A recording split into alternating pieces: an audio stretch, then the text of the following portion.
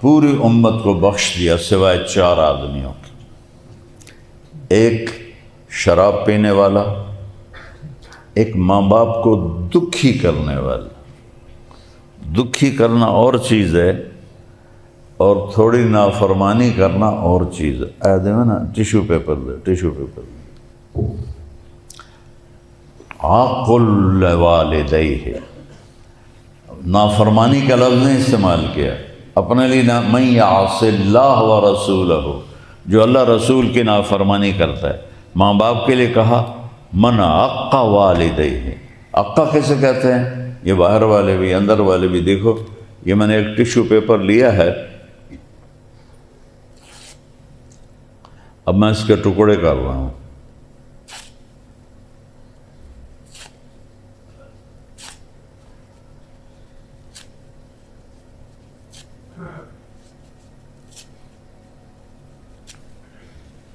اب یہ tissue paper نہیں ہے، یہ پرزے ہیں، پرزے۔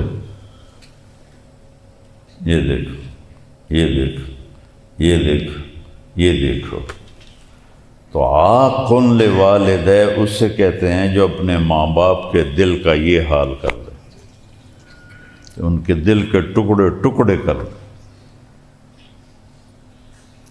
ہمارے پڑوسی ذمہ دار ہیں، پرانا تعلق ہے باپ سے، وہ مجھے ملنے آئے، کہنے لگے مولانا صاحب میرا بیٹا اگچ سڑدا پہ ہوئے، اگچ اپنی زبان میں کہہ رہے تھے، میرا پتر اگچ سڑدا پہ ہوئے، میں تو دی ماں دعا نہیں کریں گے بچ جاوے۔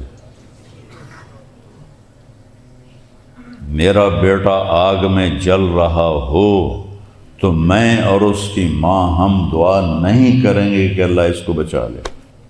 اس کو کہتے ہیں عقوق الوالدین، کہ والدین کا دل ایسے پرزے پرزے کر دینے والے کو، چھوٹی موٹی نافرمانی تو سب سے ہو جاتی ہے، وہ اس پہ یہ سزا نہیں، یہ اس پہ سزا ہے کہ جو والدین کے آنسو نکال دے اور ان کو ذلیل و خوار کر دے کم بخت۔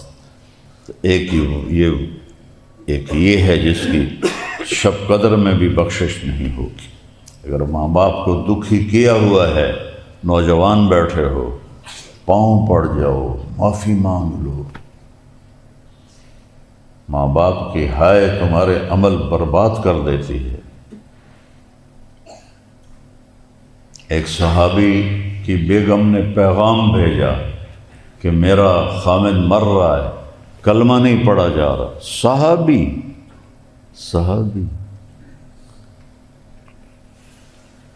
علقمہ ان کا نام تھا۔ آپ تیزی سے آئے، آپ نے کہا علقمہ کہو لا الہ الا اللہ، کہلانے والا اللہ کا رسول اور کہنے والا صحابی، کہتے ہیں جی پڑھا نہیں جا رہا، ویسے بول رہے ہیں کلمہ پڑھا نہیں جا رہا۔ اللہ اکبر۔ تو آپ نے فوراً پوچھا ماں باپ میں کون زندہ ہے؟ کہا جی ماں زندہ ہے۔ اس پہ ناراض ہے یا خوش ہے؟ کہا جی ناراض ہے۔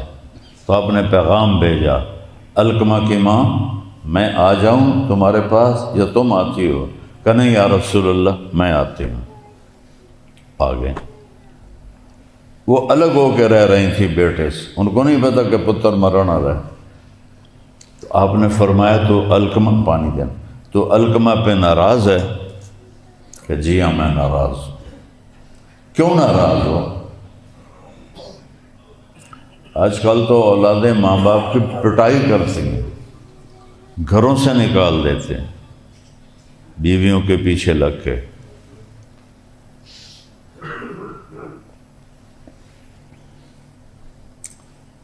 فزیکلی مارتے ہیں۔ اور یہ اپنی قوم میں ایک تھا اکلوتا بیٹا، بڑا ذمہ دار اس کا باپ، وہ اپنے باپ کو جوتوں سے مارتا تھا۔ اب کئی سال سے نہ اس کی جان نکلتی ہے نہ بچتی۔ عبرت کا مقام ہے۔ آپ نے فرمایا کیوں ناراض ہو؟ کہ یا رسول اللہ کوئی بڑی بات نہیں ہے، میرا بچہ بہت نیک ہے، راتوں کو تہجد پڑھتا ہے، قرآن پڑھتا ہے، دن میں روزے رکھتا ہے، لیکن جب مجھ سے بات کرتا ہے تو بدتمیزی سے کرتا ہے، اس سے میرا دل ٹوٹ گیا ہے۔ راتوں کی تہجد ہے، دن کا روزہ ہے، قرآن کی تلاوت ہے، ماں سے صرف بدتمیزی سے بات کر رہا ہے۔ یہ حال نہیں کر رہا جو میں نے آپ کو کر کے دکھایا، مجھ سے بدتمیزی سے بات کرتا ہے، اس نے میرا دل دکھی کر دیا ہے۔ آپ نے فرمایا تو معاف کرو گی؟ میرا جی نہیں چاہتا۔ تو آپ نے فرمایا بلال لکڑیاں کٹھی کرو اور علقمہ کو آگ لگا دو۔ وہ کہنے لگی کیوں یا رسول اللہ؟ کہ تو اگر معاف نہیں کرے گی تو یہ جہنم میں جلے گا، میں یہاں جلا دوں تاکہ آگے اس کا کام آسان ہو جائے، تو معاف کرتی ہے کہ میں اسے نہ جلاؤں؟ کہا نہیں، ہاں جی میں اتنا حوصلہ تو نہیں ہے کہ بیٹے کو جلتا دیکھوں، میں معاف کرتی ہوں۔ تو آپ نے فرمایا قل لا الہ الا اللہ۔ تو صحابی ساری دنیا شیخ عبد القادر جیلانی سے بھر جائے تو ایک صحابی کے ایک عمل کو بھی نہیں پہنچ سکتے، اور وہ کلمہ نہیں پڑھ پا رہے۔ پھر انہوں نے کلمہ پڑھا، پھر آپ نے اس کا جنازہ پڑھایا، پھر اس کے دفن میں شریک ہوئے، پھر لوگوں کو مخاطب کر کے فرمایا جو قبر پہ آئے ہوئے تھے، سن لو غور سے، یہ باہر والے بھی سن رہے ہوں گے، جس نے ماں باپ کو دکھ دیا ان پہ اللہ کی لعنت، فرشتوں کی لعنت، زمین آسمان کی لعنت، نہ ان کی نماز قبول ہے، نہ روزہ قبول ہے، نہ صدقہ قبول ہے۔ تو اللہ کے نبی نے فرمایا ایک تو شرابی کی بخشش نہیں ہوتی کا مطلب ہے کہ جب تک یہ پی رہا ہے نہیں ہوگی، توبہ کرے گا فوراً معاف۔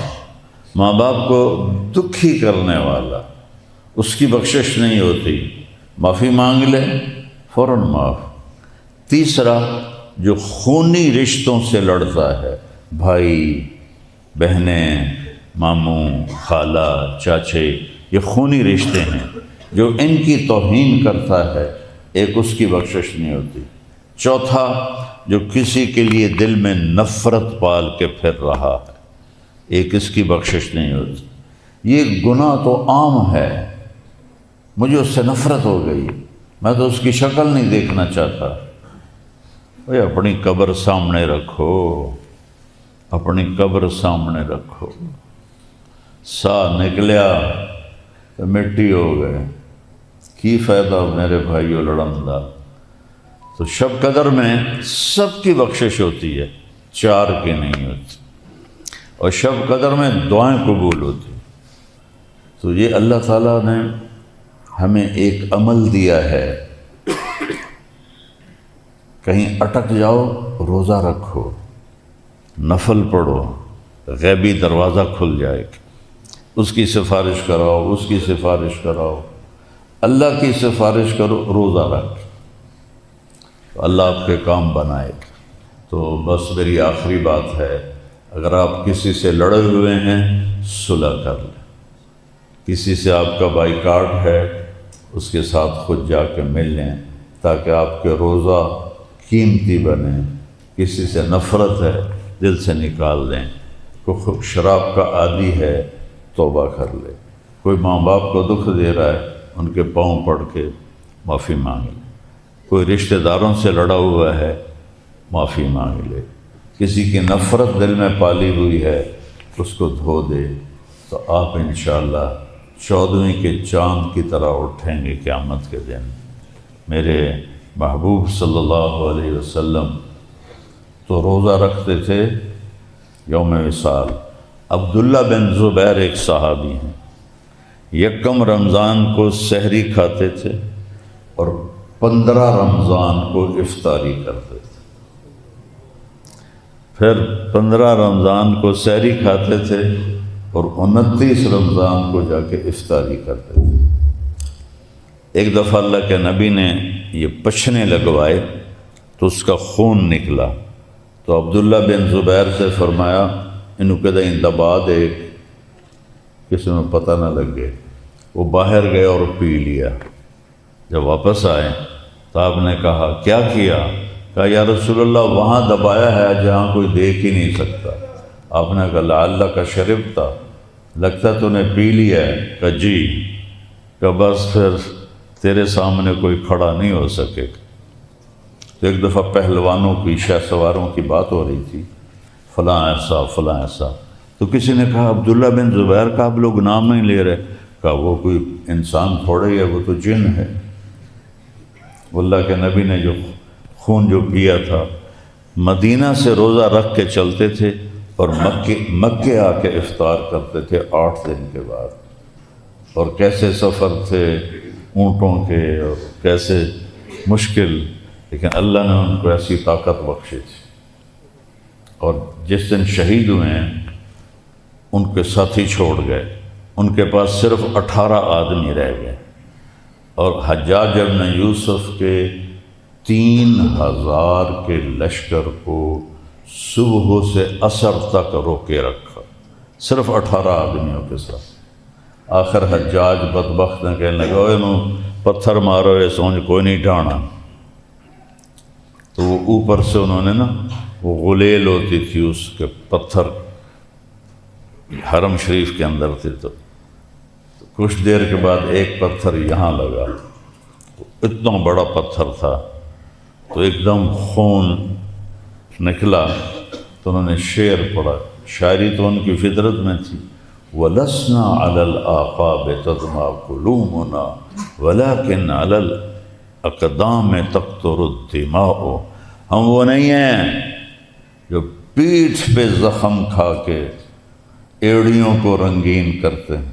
پیٹھ پہ خون نکل گیا تو ایڑیوں پہ آئے گا نا، کہ ہم وہ نہیں ہیں جو پیٹھ پہ زخم کھا کے ایڑیوں کو رنگین کرتے ہیں، ہم وہ ہیں جو ماتھے پہ زخم کھاتے ہیں اور پنجوں کو مہندی لگاتے ہیں۔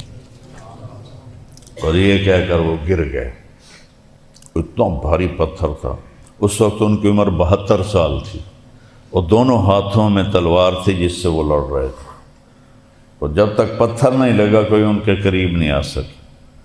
جب وہ گرے تو سوڈانی، ان کی بدقسمتی تھی ان کی شہادت، تو جب وہ گرے نا تو انہوں نے ایک شعر پڑھا، اسماء ان قتلت لا تبکین۔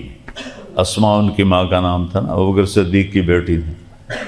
اب میں مر رہا ہوں تو رونا نہیں میرے اوپر، لم یبک الا حسبی و دین، میں نے اپنا دین بچایا اور اپنی عزت کو بچایا، وصارم لعنت بہ یمینی، اور سب نے میرا ساتھ چھوڑ دیا، بس میری تلوار نے میرا ساتھ دیا جس نے میرے ہاتھ کو شل کر دیا۔ تو انہوں نے آ کے اوپر تلواروں کا مہ برسا کے وہ کیما کیما کر دیا، اور ان کی لاش کو حجاج نے حجون کے مقام پر لٹکا دیا۔ 1 مہینہ لٹکی رہی اور جسم میں کوئی خرابی نہیں ہے۔ اور ماں کیسی حوصلے والی ہے، وہاں سے گزری